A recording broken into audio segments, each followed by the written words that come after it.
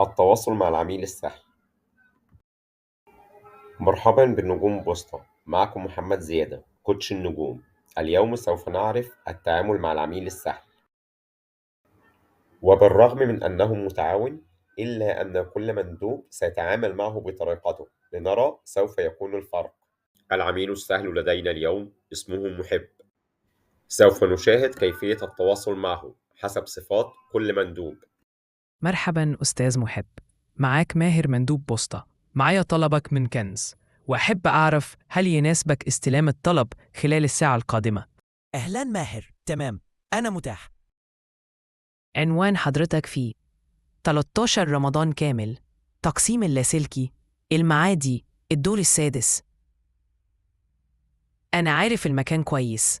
أيوة مظبوط. ممتاز، الطلب غير قابل للفتح والأوردر مدفوع. هكون عندك في الموعد بالظبط. شكرا جدا لتعاونك مع بوسطة. أهلين بيك يا أستاذ محب. أنا يزيد مندوب بوسطة، معايا شحنتك من كنز.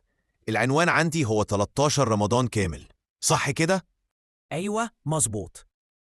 تمام التمام. بما إن الأوردر مدفوع والطلب غير قابل للفتح، تحب أسيبه لأي حد عندك لو مش فاضي؟ لا، هستلمه بنفسي. تمام، هشوفك قريب يا زعيم. ألو، أستاذ محب، معاك حازم مندوب بوسطة. معايا شحنتك. العنوان 13 رمضان كامل، الدور السادس، صح؟ أيوة مظبوط. معلش بس هو الأسانسير شغال، لأني بصراحة مش هقدر أطلع السلم. متقلقش، بكلمك وأنا في الأسانسير. تمام، هاجي جاهز بالأوردر علشان ما بحبش التأخير. أستاذ محب، أنا فارس وقريب جدا منك ومعايا شحنتك. أجيلك دلوقتي؟ تمام، هتوصل إمتى؟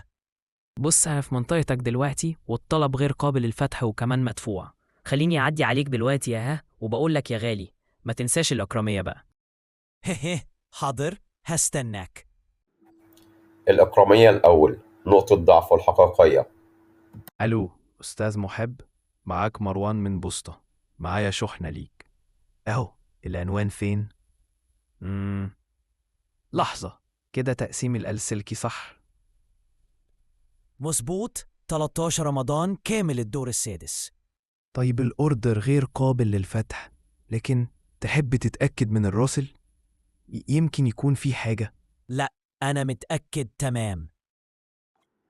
الشك الزيادة أو عدم الثقة يصعب القرارات. ألو، إزيك يا باشا؟ معاك راغب من بوسطة. معايا شحنة ليك من كنز. أهلا، متى تصل؟ بص، هو العنوان بعيد بس حاول انجز. في انتظارك. بما ان الاوردر مدفوع، تحب تبعت الكود وانا اسيب الطلب عند الامن؟ احسن بدل ما نضيع وقت. لا، هستلمه بنفسي. أقل مجهود للأسف بيساوي أسوأ نتيجة. وزي ما شفنا، العميل السهل مش صعب في التعامل، لكنه بيظهر الفروق بين شخصيات وتصرفات المناديب. والسؤال ليكم النهاردة، لو كنتم مكان العميل كنتم هتختاروا أنهي مندوب؟